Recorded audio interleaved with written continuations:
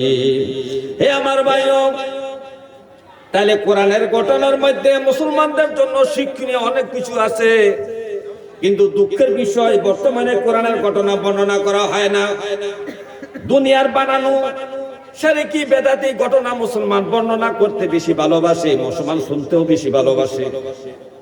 বর্তমান যুগের আলেম ওলামারা দুনিয়ার যে ঘটনাগুলোর কোনো দলিল নাই, কোনো সত্যতার প্রমাণ নাই, এই সমস্ত ঘটনা রস গোস লাগাইয়া বর্ণনা করতে আলেম ওলামারা ভালোবাসে, শুধু শ্রোতাকে খুশি করার জন্য। কাকে খুশি করার জন্য?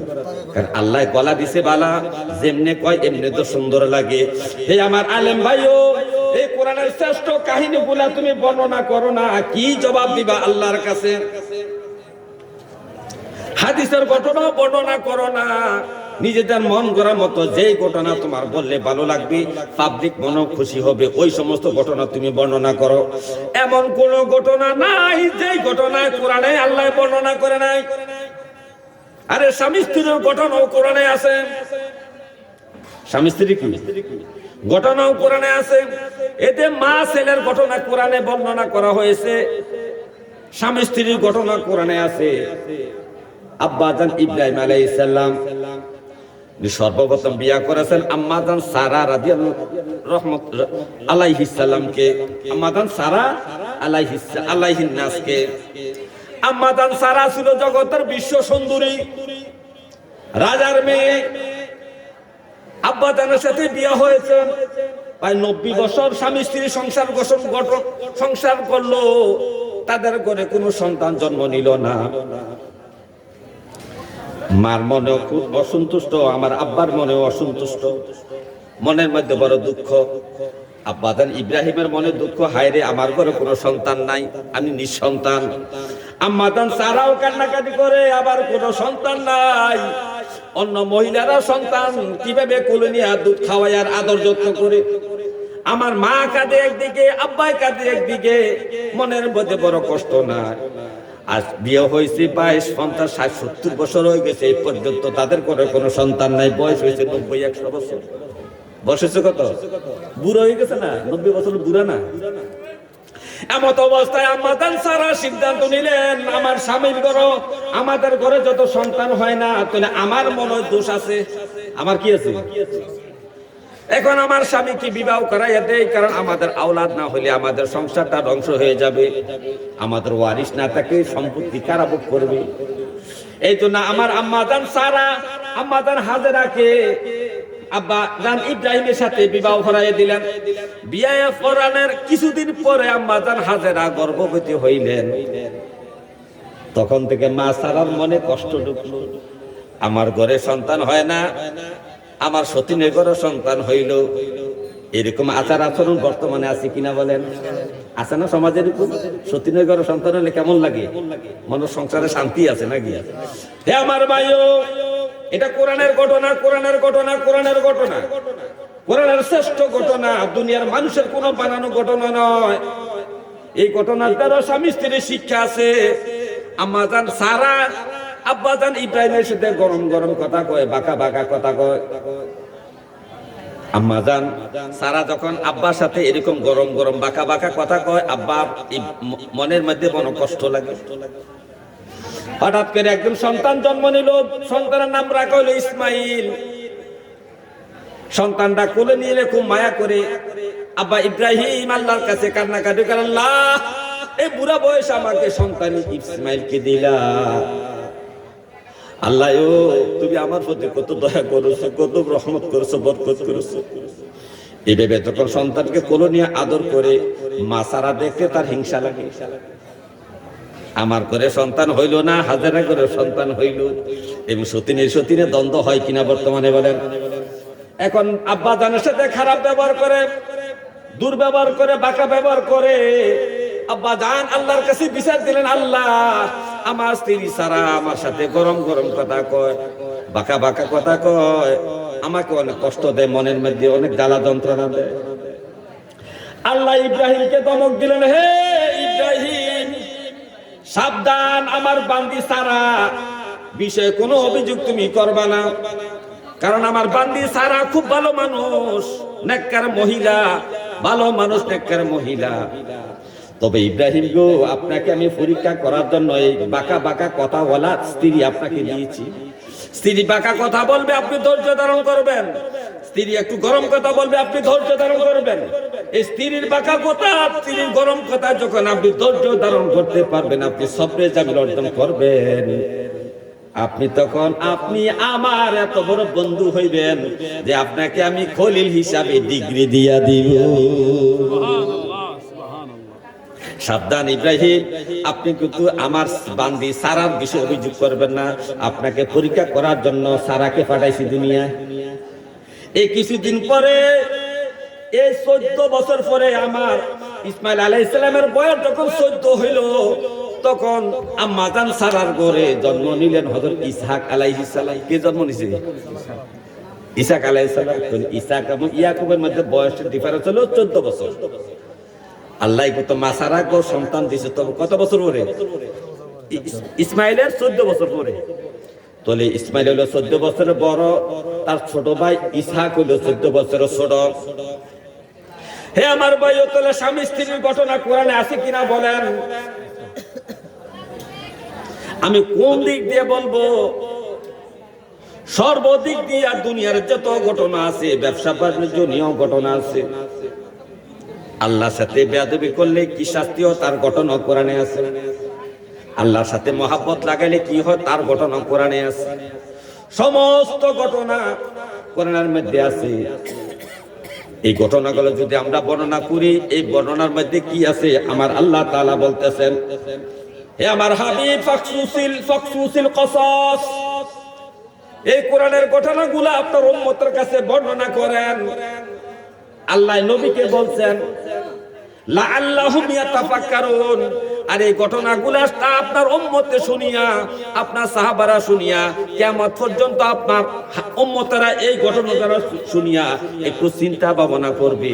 তাদের মধ্যে একটু বুঝ শক্তি আসবে, একটু হেদায়েত আসবে। তাদের সমাজের মধ্যে যে ঘটনাগুলো এখন চলছে, এই ঘটনা অন্য নবীর উম্মতের আমলেও ছিল। অন্য নবীর উম্মতের আমলে হাজার হাজার হাজার হাজার বছর আগে অন্যান্য নবীদের উম্মতের আমলে, অন্যান্য জাতির আমলেও এই সমস্ত দ্বন্দ্ব, স্বামী স্ত্রীর দ্বন্দ্ব, বাবা ছেলের দ্বন্দ্ব, মা জিয়ের দ্বন্দ্ব, হরিবুর দ্বন্দ্ব, ব্যবসা বাণিজ্যের দ্বন্দ্ব, চুরি ডাকাতি জানা বিবিচার, মিথ্যা টিথ্যা যা আছে, আনন্দ উল্লাস ডোল ফিট্টা, এইভাবে মনে করেন গান বাজনা থেকে শুরু করিয়া, হারমোনিয়াম থেকে শুরু করিয়া, মূর্তি থেকে শুরু করিয়া, কোরআনের মধ্যে বর্তমানে যত নোংরা ঘটনা আছে, যত খারাপ কাজ আছে, যত ভালো কাজ আছে, সব কাজ আগেকার যুগের নবীদের যুগও ছিল। এই কথাগুলো আল্লাহ কোরআনে উল্লেখ করেছে। এই জন্য আমার আল্লাহ বলতেছে, হে আমার হাবিব, আপনার উম্মতের সামনে, আপনি সাহাবীদের সামনে এই সমস্ত ঘটনা বর্ণনা করুন। লাআল্লাহুম ইয়াতাফাক্কারুন। আপনার এই উম্মত, আপনার এই সাহাবীরা এই ঘটনা চিন্তা করবে। এই ঘটনাগুলো থেকে চিন্তা ভাবনা করিয়া, এই ঘটনা থেকে চিন্তা ভাবনা করিয়া আপনার উম্মত হেদায়েত লাভ করবে। এই জন্য আমি এখন তো আমার নবী নাই, নবী তো হায়াতের জিন্দেগিতে এখন আর নবী নাই। নবীর এই দায়িত্বটা উম্মতুল উলামায়ে কেরামের উপরে আছে। এই জন্য আজকে বর্তমান যুগে যারা কোরআনের ঘটনা বাদ দিয়া নিজেদের মন করার মতো কোরআন ঘটনা মাহফিলের মধ্যে বর্ণনা করো, কোরআনের হেদায়েতের দা দিয়া মন করার মতো আবিষ্কার করো কথাবার্তা, তাদের জবাব দিতে হবে হাসরের মাঠে। আল্লাহ তাদেরকে ছাড়বে না।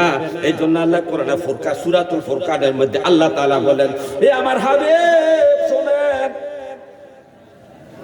আল্লাহ তাআলা এই সূরা ফুরকানের মধ্যে নবীর একটা কথা উল্লেখ করে দিয়েছেন, ওয়াকালা রাসূলু ইয়া রাব্বি, আমার রাসূল বলবে মুহাম্মদ সাল্লাল্লাহু আলাইহি সাল্লাম, এই কোরআন তো নাযিল হয়েছে মুহাম্মদ সাল্লাল্লাহু আলাইহি সাল্লামের উপর। আপনার আমার কলিজার টুকরা, আপনার আমার ঈমান, আপনার আমার মাথার তাজ, আপনার আমার চোখের মনি মুহাম্মদ রাসূলুল্লাহ সাল্লাল্লাহু আলাইহি সাল্লামের উপরে কোরআন নাযিল হয়েছে। আর আবার নবীজি হাসরের মাঠে আপনার আমার বিরুদ্ধে আল্লাহর কাছে বিচার চাইবে। আল্লাহ বলতেছে, ওয়াকালা রাসূলু ইয়া রাব্বি, হে আমার আল্লাহ।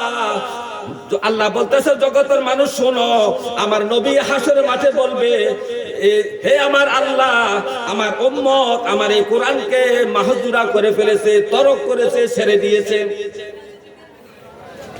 এই কোরআনকে আমার উম্মত ছেড়ে দিয়েছে। এই কোরআন অনুযায়ী ব্যবসা চালায় নাই, এই কোরআন অনুযায়ী রাষ্ট্র চালায় নাই, এই কোরআন অনুযায়ী বিচার করে নাই, এই কোরআন অনুযায়ী সমাজ চালায় নাই, এই কোরআন অনুযায়ী বিয়ে শাদী করে নাই, এই কোরআন অনুযায়ী সমাজের উন্নয়ন করে নাই, এই কোরআন অনুযায়ী নিজেদের লেখাপড়া করে নাই, এই কোরআন অনুযায়ী আমল আখলাক করে নাই। এই কোরআনকে তারা মাহজুরা করে ফেলেছে, তরক করেছে, ছেড়ে দিয়েছে। এই উম্মত যত কর্মকাণ্ড করে, যত ইবাদত করে, কোরআনকে রিসার্চ করে না, কোরআনকে ছেড়ে দিয়েছে। এই বিষয় আল্লাহ তাআলা কোরআন সূরাতুল ফুরকানের মধ্যে বলেছেন, ও জগতের মানুষ শোনো, হাসর মাঠে আমার আল্লাহ, আমি আল্লাহর কাছে আমার হাবিব বিচার দিবে।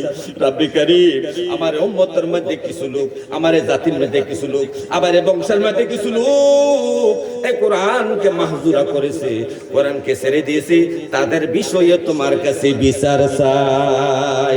আল্লাহর নবী হাসর মাঠে দুইটা কাজ করবেন, সাফায়াত করবেন, বিচারও চাইবেন।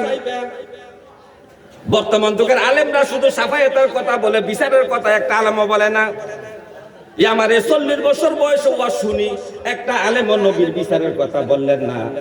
নবীজি কিন্তু হাসর মাঠে দুইটা কাজ করবেন, সাফায়াত করবেন, বিচারও চাইবেন। কয়টা কাজ করবেন? নবীজি সাফায়াত করবেন, বিচারও চাইবেন। বিচার চাইবেন কাদের জন্য? যারা কোরআনকে ছেড়ে দিয়েছে, কোরআন অনুযায়ী দেশ চালাইলো না, কোরআন অনুযায়ী সমাজ চালাইলো না, কোরআন অনুযায়ী সংসার চালাইলো না, কোরআন অনুযায়ী ব্যবসা বাণিজ্য করলো না, কোরআন অনুযায়ী কোনো কাজে করলো না। ওই সমস্ত বিষয় ব্যক্তিদের বিষয়ে আল্লাহ তাআলার কাছে হাসর মাঠে আমার নবী বিচার চাইবে। আর ওই সমস্ত উম্মতের জন্য নবী শাফায়াত করবে যারা নবীর তরিকা মতো জীবন যাপন করেছে, আল্লাহর হুকুম আহকাম মতো পালন করেছে, মাঝে মাঝে অন্যায় অপরাধ গুনাহ খাতাও করে ফেলেছে। ওই গুনাহ খাতার কারণে আল্লাহ তাআলার কাছে আমার নবী সুপারিশ করে, রব্বে কারীম, আমার এই উম্মত দুনিয়াতে আপনার হুকুম আহকাম বাস্তবায়ন করতে যে ভুল ত্রুটি করে ফেলেছে, আমার তরিকা মতো চলতে যে ভুল ত্রুটি করে ফেলেছে, রব্বে কারীম গো, আমার এই উম্মতের পক্ষ থেকে আপনার কাছে মাফ চাই, আমার উম্মতকে মাফ করে জান্নাতে প্রবেশ করাইয়া দে। আমার ভাইও, এই জন্য এই কোরআনের কথাগুলো বর্ণনা করার দরকার, কোরআনের কাহিনী বর্ণনা করার দরকার। আপনাকে যদি 3টা মাছের খাড়ি দেওয়া হয়, সবচেয়ে বড় খাড়িটা আপনি খাইবেন, কারণ বড় খাড়িটা শ্রেষ্ঠ। দুনিয়ার বেলা সবকিছু বড়টা আপনি গ্রহণ করেন, দুনিয়ার যেই কোনো জমির বাগের বেলা বড় বাগটা আপনি নেন, মাছের বেলা বড় টুকরাটা আপনি নেন, ওষুধের বেলায় বড় ওষুধটা আপনি কেনেন, ভালো কোম্পানির ওষুধ আপনি কিনেন। ঘটনার বেলায় দুনিয়ার মন গড়া ঘটনা বর্ণনা করবেন, কোরআনের ঘটনা বর্ণনা করবেন না, হাদিসের ঘটনা বর্ণনা করবেন না, হক্কানি ওলি আল্লাহদের ঘটনা আপনি বর্ণনা করবেন না। মন গড়া ঘটনা বর্ণনা করিয়া শ্রোতাকে আকর্ষণ করাইয়া কণ্ঠ দিয়া টাকা কামাই করবেন, 40,000, 50,000, 1 লাখ টাকা। এর জন্য আল্লাহর কাছে জবাবদিহি করতে হবে। হাসরের মাঠে লক্ষ লক্ষ মানুষের সামনে ওই সমস্ত আলেম ওলামার বিচার আল্লাহ তাআলা করবে।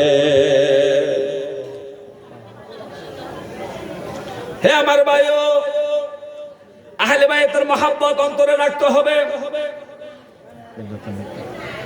এই আহলে বাইতের মহব্বত ছাড়া আমাদের আমল আখলাক কখনো সঠিক হবে না। আরব দেশের মধ্যে, এটা তো দক্ষিণ এশিয়া, পশ্চিম এশিয়ার মধ্যে, পশ্চিম এশিয়া যেটা মধ্যপ্রাচ্যের মধ্যে দল হলো দুইটা, শিয়া এবং সুন্নি। মুসলমানের মধ্যে দুইটা দল, শিয়া সুন্নি। আমার আলে ভাই, আমার কথাটা মিথ্যা কিনা আপনারা দেখেন। মধ্যপ্রাচ্যের মধ্যে আরব যতগুলো দেশ আছে, দল মুসলমানের মধ্যে দুইটা, শিয়া এবং সুন্নি, এছাড়া অন্য কোনো দল নাই। শিয়া বা একদল হলো শিয়া সুন্নি, শিয়া মুসলমান, আর একটা হলো সুন্নি মুসলমান। দক্ষিণ এশিয়ার মধ্যে ভারত, পাকিস্তান, বাংলাদেশের মধ্যে প্রধান দল হলো দুইটা, সুন্নি এবং ওয়াহাবি। সুন্নি এবং আরব দেশের দল হলো সুন্নি এবং শিয়া, সুন্নি মুসলমান, শিয়া মুসলমান। বাংলাদেশের মধ্যে, ভারতের মধ্যে, পাকিস্তানের মধ্যে দল হলো দুইটা, একটা হলো ওয়াহাবি মুসলমান, আর একটা হলো সুন্নি মুসলমান। এই মধ্যপ্রাচ্যের মধ্যে দুইটা দল, শিয়া মুসলমান, সুন্নি মুসলমান, মধ্যে দিয়া ওয়াহাবি মুসলমানরা পুরা সময়টা দখল করেছে। তাদের বিরুদ্ধে কেউ কিছু বলে না। আর আমার বাংলাদেশের মধ্যে ওয়াহাবি মুসলমান সুন্নি মুসলমান দুইটা দলে বিভক্ত হয়েছে, মধ্যে দিয়া শিয়ারা বেশি প্রভাব খাটাইতেছে এই দেশের মধ্যে। ভারত পাকিস্তান বাংলাদেশের মধ্যে সবচেয়ে টপ লেভেল এখন আছে শিয়ারা। এই শিয়ারা মুসলমানদেরকে ঈমান ধ্বংস করছে। তারা যেমন বেঈমান, সাহাবীদেরকে গালাগালি করে, আমার নবী সম্পর্কে তারা খারাপ মন্তব্য করে, আমার আল্লাহ সম্পর্কে খারাপ মন্তব্য করে। এই সমস্ত শিয়ারা আমার বাংলাদেশে কিছু সুন্নি ওলামা কিছু সুন্নি ফিসাবকে হাত কইরা তাদের শিয়া মতবাদটা এই বাংলাদেশে প্রচার করতেছে, ভারতে প্রকাশ করতেছে, পাকিস্তানের মধ্যে প্রকাশ করতেছে। হে আমার ভাইও, আহলে বাইতকে মহব্বত করতে হবে। আহলে বাইতের সদস্য যারা আছেন, নবীর ফ্যামিলির সদস্যদের আহলে বাইত বলা হয়। নবীজির ফ্যামিলির সমস্ত সদস্যদের আহলে বাইত বলা হয়, আওলাদ রাসূল বলা হয়। নবীজির 4 জন মেয়ে ছিলেন, 2 জন ছেলে ছিলেন। এই নবীর সন্তান হলো 6 জন। কয়জন? এটা হলো আহলে বাইতের সদস্য, আওলাদ রাসূল। নবীজি 3টা মেয়ে ইন্তেকাল করছেন, একটা মেয়ে শেষ পর্যন্ত জীবিত ছিল, মা ফাতেমা রাদিয়াল্লাহু তাআলা আনহা। নবীজির কলিজা টুকরা মা ফাতেমা রাদিয়াল্লাহু তাআলা আনহা ঘরে 3টা ছেলে 2টা মেয়ে জন্মগ্রহণ করেছেন। কয়জন? 3 জন ছেলে 2 জন মেয়ে জন্মগ্রহণ করেছেন। কিন্তু আমাদের বাংলাদেশের মধ্যে এই শিয়ারা এই সমস্ত ষড়যন্ত্র করিয়া শুধু মা ফাতেমার 2টা সন্তানের কথা প্রচার করেছে, হাসান হুসাইন। এছাড়া অন্য কোন সন্তানের খবর এই দেশের মুসলমান জানে না। আজকে আমাদের কারণে এই দেশে শিয়ারা এই সমস্ত মতবাদ প্রকাশ করতে পারছে। আজকে কিছু সুন্নি আলেম, কোন সুন্নি ফিসাবের হাত ধরে এই শিয়ারা এই মতবাদরে আমার বাংলাদেশে, আরবে, এই বাংলাদেশে এবং ভারত পাকিস্তানের মধ্যে মতবাদগুলো প্রকাশ করতেছে। আম্মাজান ফাতেমা 2 জন মেয়ে ছিলেন। একজন মেয়ের নাম হলো উম্মে কুলসুম, আরেকজন মেয়ের নাম হলো উম্মে জয়নাব। এই উম্মে কুলসুমকে হযরত ওমর রাদিয়াল্লাহু তাআলা বিবাহ করেছেন। নবীজি কলিজার টুকরা মা ফাতেমার 2 জন ছেলে, 3 জন ছেলে সন্তান ছিল, ইমাম হাসান এবং হুসাইন, ইমাম মুহসিন। কয়জন হয়েছে আপনারা জানেন কয়জনের নাম? কেন ও মুহসিনের নাম বলা হয় না? ইমাম হাসান হুসাইনের 2 জন বোন ছিলেন, এদের নাম কেন এদেশে বলা হয় না? এদের জীবনী কেন আলোচনা করা হয় না? আজকে কারা নবীর আওলাদের মধ্যে ভাগগুলা করেছে? কেন এই ভাগগুলা করা হলো? আপনার আমার ঈমান নিয়ে টানা হাসরা করা হচ্ছে। হে আমার ভাইও, নবীজি যাদেরকে আহলে বাইত বলে ঘোষণা করেছেন তারাও আহলে বাইতের সদস্য। নবীজির আব্বা আম্মা ফাতেমা আহলে বাইতের সদস্য। নবীজির বিবিগণ, নবীজির স্ত্রীগণ আমাদের আম্মাজান এবং নবীর সন্তানগুলো নবীর আহলে বাইতের 2য় ফকরের সদস্য। 3য় ফকরের সদস্য হলো নবীর নাতিগণ এবং নবী যাদেরকে আহলে বাইত বলে ঘোষণা করেছেন। নবীজির চাচা আবু জাহেল, আবু লাহাব, নবীজির চাচা আবু লাহাব। আবু লাহাবের এক মেয়ের নাম ছিল দুররা বিনতে আবু লাহাব। এই দুররা আব্বা আবু লাহাব ছিল মুসলমানদের বড় শত্রু এবং নবীজির চাচা এবং ইসলামের বড় শত্রু ছিলেন আবু লাহাব। আবু লাহাব হলো নবীজির চাচা, আবু লাহাবের মেয়ে হলো নবীজির আপন চাচাতো ভাই, নাম হলো দুররা বিনতে আবু লাহাব। দুররা বিনতে আবু লাহাব। এই দুররা বিনতে আবু লাহাব মক্কা বিজয়ের পরে মদিনায় চলে আসলেন। মদিনা যখন চলে আসলেন, সে তো আবু লাহাবের মেয়ে। মদিনার মানুষগুলো তাকে দেখলে বাঁকা চোখ তাকায়, মন্দ কথা বলে তাকে, অথচ নবীজির আপন চাচাতো বোন। একদিন আব্দুর রাবিতে আবু লাহাব নবীজির কাছে যে অভিযোগ করলেন, ইয়া রাসূলুল্লাহ, এই মদিনার মহিলারা আমাকে খারাপ কথা বলে, আমার আব্বা আবু লাহাব জাহান্নামী, আমাকে এই কথা বলে গালি দেয়, আমাকে অপমান করে, আমাকে লজ্জা দেয়, অথচ আমি মুসলমান হয়েছি। নবী গো, আপনি মুহাম্মদ সাল্লাল্লাহু আলাইহি সাল্লামকে আমার জানের চেয়ে বেশি ভালোবাসি। তখন দুররা বিনতে আবু লাহাব নবীর কাছে যে অভিযোগ করলেন, নবীজি তখন জোহরের নামাজ পড়ার জন্য মসজিদে নববী গেলেন। মসজিদে নববীতে যাইয়া নবীজি ঘোষণা দিলেন, হে মদিনার বাসী শোনো, দুররা বিনতে আবু লাহাব কিন্তু আমার চাচাতো বোন, সে কিন্তু আমার আহলে বাইতের সদস্য। সে কি? নবীজির চাচাতো বোনকে নবীজি আহলে বাইতের সদস্য বলে ঘোষণা দিয়েছেন। তাহলে আব্দুল রাবিদ আবুল আহব নবীর আহলে বাইতের সদস্য। এখন নবী যেখানে ঘোষণা দিলেন সেই জায়গাকে আহলে বাইত হিসেবে আপনি অস্বীকার করতে পারবেন? নবীর কথাই সর্বযোগ্য গ্রহণযোগ্য, নবীর কথাই আল্লাহর কথা, আল্লাহর কথাই নবীর কথা, অর্থাৎ একে অপরের পরিপূরক। হে আমার ভাইও, এই আহলে বাইতকে ভালোবাসতে হবে মন ও প্রাণ দিয়ে। আহলে বাইতের আমল আখলাকের মধ্যে আপনার আমার চরিত্র, স্বভাব চরিত্র পরিবর্তন হবে। এই আহলে বাইতের মহাব্বত নিয়ে বাংলাদেশ অনেক ওলি আল্লাহ এখন বাস্তবায়ন করতেছে, ঠিক কিনা বলে? হে আমার ভাইও, গভীর মনোযোগ। আহলে বাইতের মহাব্বত নিয়ে আমাদেরকে দুনিয়াতে বসবাস করতে হবে। এই জন্য একজন আল্লাহর বুজুর্গ আহলে বাইতের শান নিয়ে সুন্দর একটা মানকাবাত লিখেছেন। আমরা আসুন মানকাবাতটা একটু তেলাওয়াত করি। আহলে বাইতের উসিলাতে, আহলে বাইতের উসিলাতে বাসাও রাব্বুল আলামিন। বিদায় হইব যখন সঙ্গী, বিদায় হইব যখন সঙ্গী। আহলে বাইতের উসিলাতে, আহলে বাইতের উসিলাতে বাসাও রাব্বুল আলামিন। বিদায় হইব যখন সঙ্গী। নবীর জিকির, আল্লাহর জিকির, মাওলার ঘোষণা করিলে তাহার জিকির জরে যায় গুনাহ। দয়া নজর করে দয়াল, দয়া নজর করে দয়াল, হায়াতে দাও নবীর দিন।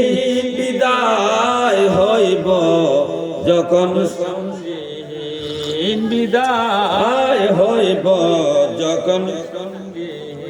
আহলে বাইতের উসিলাতে,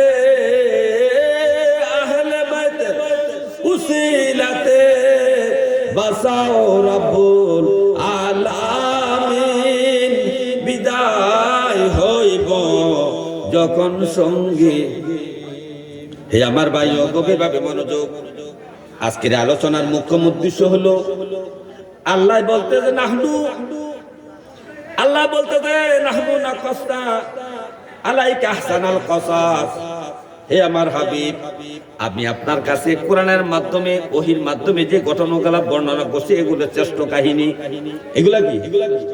শ্রেষ্ঠ কাহিনী। আর অন্য আয়াতের মধ্যে নবীজি বলছেন, হাবিব গো, আপনার উম্মতদেরকে এই শ্রেষ্ঠ কাহিনীগুলো শোনাইয়া দেন, লাআল্লাহুম ইয়াতাফাক্কারুন। আর এই শ্রেষ্ঠ কাহিনীর দ্বারা আপনার উম্মত চিন্তা ভাবনা করবে অথবা তারা হেদায়েত লাভ করবে। নবীজি অন্য আয়াতে বলেন, লাকাদ কানা ফি কসাসিম ইবরাতুল লিউলিল আলবাব। আমার হাবিব, এই যে উত্তম কাহিনী, শ্রেষ্ঠ কাহিনীগুলো আমি কোরআনে আপনার কাছে বর্ণনা করছি কোরআনের মাধ্যমে। এই ঘটনাগুলোর মধ্যে, এই কাহিনীর মধ্যে, এই কিচ্ছার মধ্যে, ওই গল্পের মধ্যে আপনার উম্মতের মধ্যে যারা জ্ঞান আছে, যারা জ্ঞান আছে, যারা জ্ঞানী ব্যক্তি, ওই সমস্ত চিন্তাশীল জ্ঞানী ব্যক্তিদের জন্য উত্তম হেদায়েত আছে, কল্পনীয় বিষয় আছে, চিন্তা ভাবনা করার বিষয় তাদের জন্য আছে এই ঘটনাগুলোর মধ্যে। তাহলে আপনারা বলেন, কোরআনে যে ঘটনাগুলো বর্ণনা করা হয়েছে এই ঘটনাগুলোর মধ্যে আমাদের শিক্ষার অনেক কিছু আছে, আছে কিনা বলেন? ওই যে আমাদের সারার যে ঘটনাটা, এর মধ্যে শিক্ষার ঘটনা আছে। সূরা আরাফের 175 বা 76 নম্বর আয়াতের মধ্যে বালাম বিন বাওরার একটা ঘটনা বর্ণনা করা হয়েছে। বালাম বিন বাওরা মুসা আলাইহিস সালামের উম্মতের মধ্যে সবচেয়ে বড় একজন ওলি আল্লাহ ছিলেন, বড় আলেম ছিলেন, বুজুর্গ ব্যক্তি ছিলেন। এই বালাম বিন বাওরা মুস্তাজাবুদ দাওয়া ছিলেন, যেটা দোয়া করতেন সেটা আল্লাহ কবুল করতেন। কিন্তু একদিন এই বালাম বিন বাওরা মুসা নবীর বিরুদ্ধে বরদোয়া করার জন্য মানুষের টাকা পয়সা খাইয়া দুনিয়ার অর্থ সম্পদের লোভে ফরিয়া, বিবির ভালোবাসা ছলনা ফরিয়া, দুনিয়া মানুষের অর্থ লোভে ফরিয়া, টাকা বাজেটে ফরিয়া, 40,000 50,000 টাকা বাজেট হাদিয়া, 30,000 টাকা হাদিয়া, 20,000 টাকা হাদিয়া, 1 লাখ টাকা হাদিয়া, বিভিন্ন বাজেটে হাদিয়ার মধ্যে লোভ ফরিয়া একদিন এই বালাম বিন বাওরা মুসা নবীর বিরুদ্ধে বরদোয়া করার জন্য রওনা দিয়েছেন। শেষ পর্যন্ত তার অলিত্ব হারাইলেন, বেঈমান হইয়া দুনিয়া থেকে মৃত্যুবরণ করলেন। তাহলে কোরআনের এই ঘটনা দ্বারা বোঝা গেল, আপনি যত বড় আলেম হন না কেন, আপনি যত বড় বুজুর্গ হন না কেন, কোন নবীর বিরুদ্ধে অভিযোগ করা যাবে না, কোন নবীর দোষ ধরা যাবে না, মুহাম্মদ সাল্লাল্লাহু আলাইহি ওয়াসাল্লামের সাথে বেয়াদবি করা যাবে না, কোন নবীর সাথে বেয়াদবি করা যাবে না। হযরত আদম আলাইহিস